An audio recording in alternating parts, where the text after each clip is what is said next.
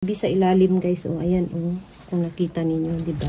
So medyo mahirap siya alagaan ng summer kapag hindi pa ninyo masyadong kabisado yung galaw. So mayroon nga pala tayong iripat ngayon guys. Ngayon ko pa siya iripat. Nabili ko na to siya 1 week ago na. So isang linggo na. Pinatuyo ko muna kasi nga basa yung kanyang soil bago siyang dilig nung nabili ko. And nakatanim siya sa plastic pot. So nilipat ko siya sa clay pot para mas mabilis siyang matuyo. So, ayan yung ano niya sa ilalim, oh. Ayan. Ayan. Ano lang siya, nakapatong lang siya dyan. Hindi ko talaga siya, ayan oh, may space, diba? Hindi ko na nilagyan ng, lupa. Kasi, papalitan ko nga siya ng bagong lupa. Yung lupa na ginagamit ko dito sa bahay para kapag nagdilig ako, sabay-sabay silang lahat. So, napakarami niyang baby guys, oh. Ayan, oh. Tapos, natuyo na yung natuyo na yung ibang dahon niya. Napakakapal nito nung binili ko. Ayan, natuyo na yung ibang dahon niya. Ang pangalan pala niya ay ayan yung pangalan niya. So, nabili ko siya ng napakamura lang. Ayan. Nabili ko siya sa home center. Napakamura lang niya guys. Yan. Siguro sa peso, nasa 300 pesos. Yan. Tapos napakaganda niya nung nabili ko. Dahil itong mga leaves na to ay buhay na buhay yan nung nabili ko. Hindi pa siya nag-dry. So ngayon lang siya nag-dry kasi nga kinatuyo ko yung kanyang soil at papalitan ko ng bagong lupa. Kaya yung dahon niya sunod-sunod na nag-dry. So ang ano nga pala nito guys ay breed ng Ionium at ng Sempervivum. Ayan. So yung ano niya is para siyang Sempervivum. Ang dami niyang baby, di ba? Ayan. So ang hitsura niya ay Ionium. Ayan. Ionium at si Sempervivum. Papalit ko na pot ay ito. Medyo malaki. Ayan. Medyo malaking pot. And nilagyan ko na rin ng mga pamis sa ilalim. Ayan. And, meron na rin ako ditong soil. Ayan. Gumawa na rin ako ng soil. Actually, kahapon ko pa to ginawa tong soil na to. Kaya, natuyo na siya. Medyo moist siya nung ginawa ko.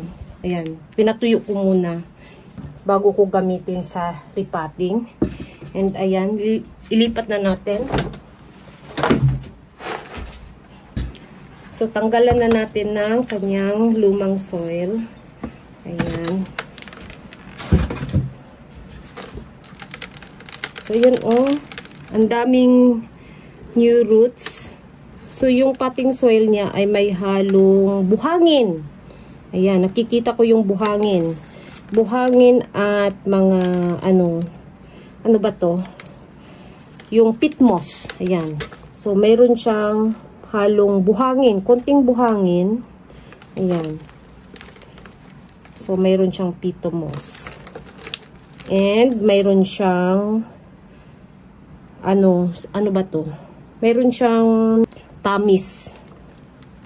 Kaya pala magaan yung soil niya. Kasi marami yung peat moss. Ayan. So, siguro ganyan lang. Ayan. Hindi ko na tanggalin lahat kasi yung bago niyang roots ay napakaganda. So, ayan, ganyan lang.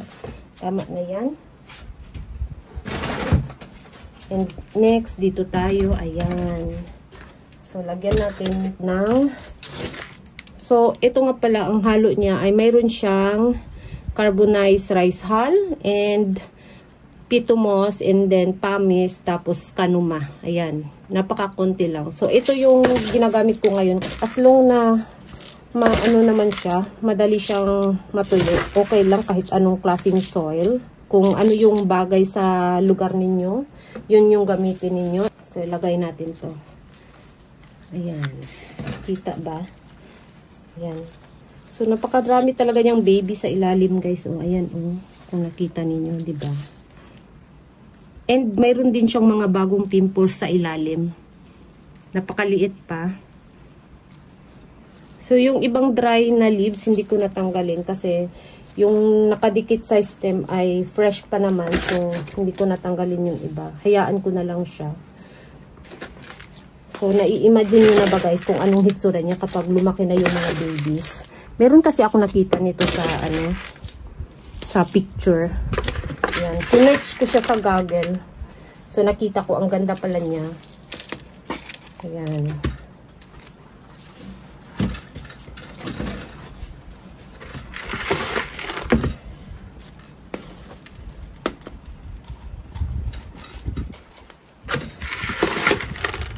So, ayan guys. Ayan.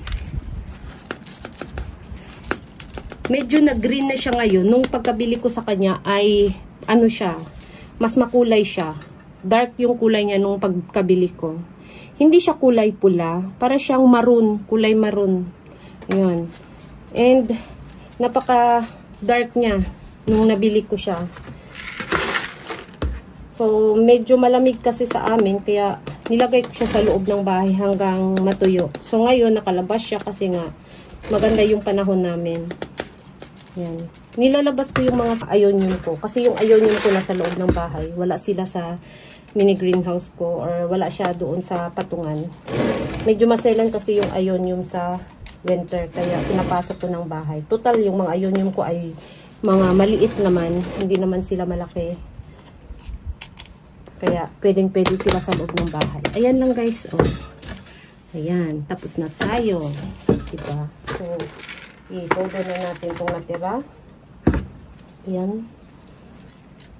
Dito banda.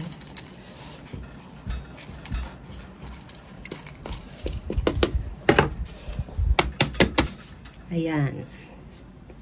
Medyo mabilis kasi dumami yung kanyang, roots. Kaya, ang napili kong pagtaniman sa kanya ay yung medyo malalim at malaki. Medyo malaki lang ng konti. Ayan. So, ayan na guys. Tapos na tayo. So, nandito rin yung mga iba kong Ayan. And then, wag natin kalimutan itong pangalan niya. Ayan. So, ayan na guys. And, ipapakita ko sa inyo yung mga ionium ko ngayon. Ito.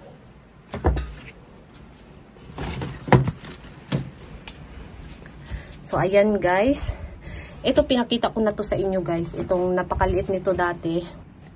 Ayan. Ito na yung kanyang latest na hitsura ngayon. Ayan. Ito pabalik ko hinahanap yung sunlight. Kasi nasa loob siya ng bahay. Kaya, kung saan yung sun, dun siya pumupunta yung kanyang head. Ayan. Hinahanap niya yung init. Ito rin malaki na siya. Kaya lang yung stem nila ay payat. Ayan. Tumangkad lang sila and then payat. Tapos ito, medyo bago-bago pa lang to siya. Mga pa lang to. 2 months old sa akin. Ayan. Ito sila. Pero may mga ugat na to guys.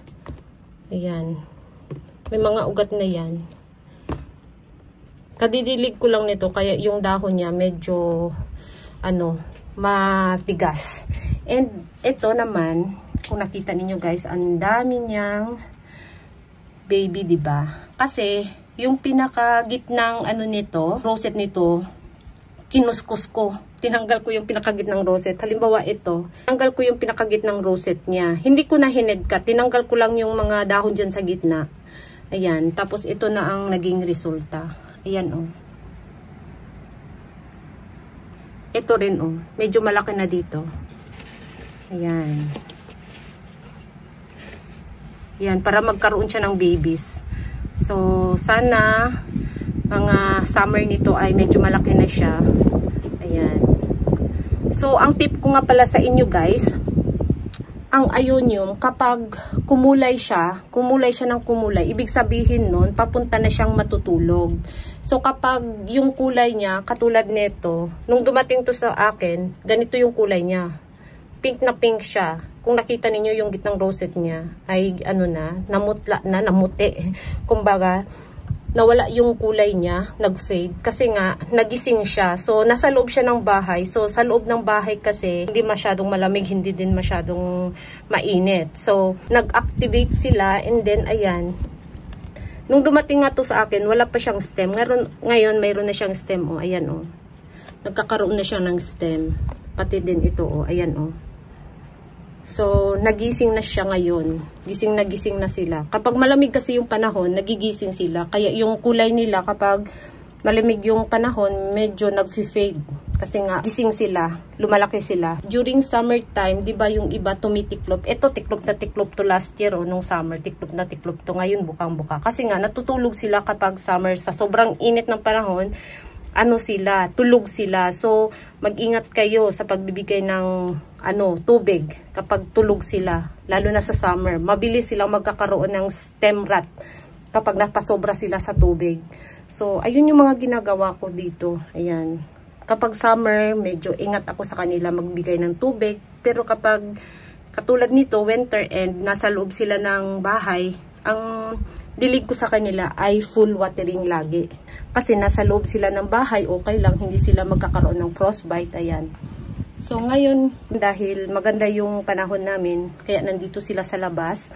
Although malakas ang hangin, pero maganda yung namin ngayon. May araw, maganda yung araw ngayon. Ayan, nakaka-receive sila ng magandang sunlight. Winter and spring and autumn lang sila nakaka-receive ng full watering. Pero pagdating ng summer, medyo moderate ako magbigay ng sa kanila, ng tubig. Kasi nga, tulog sila and then minsan bigla na lang silang magkakaroon ng stem rot. Kasi yung pala nila sa ilalim, soil nila ay ayun, basa lagi. So, hindi nila sinisip-sip yung tubig kapag tulog sila. Natutulog lang sila. So, ang dilig ko sa kanila ng summer, napaka-konti lang talaga. Para hindi sila ma-overwater. Ayan. So, medyo mahirap siya alagaan ng summer. Kapag hindi pa ninyo masyadong kabisado yung galaw nila, medyo mahirap silang alagaan. Ayan. So, yun lang guys ang ating video for today. Thank you so much for watching. And please don't forget to subscribe and like to my channel. Sa hindi pa nakapag-subscribe, please subscribe my channel. At i-click nyo na rin ang bell button para ma-update kayo pag nag-upload ako ng bagong video. Ayan. Thank you so much for watching. See you in my next video. Bye-bye!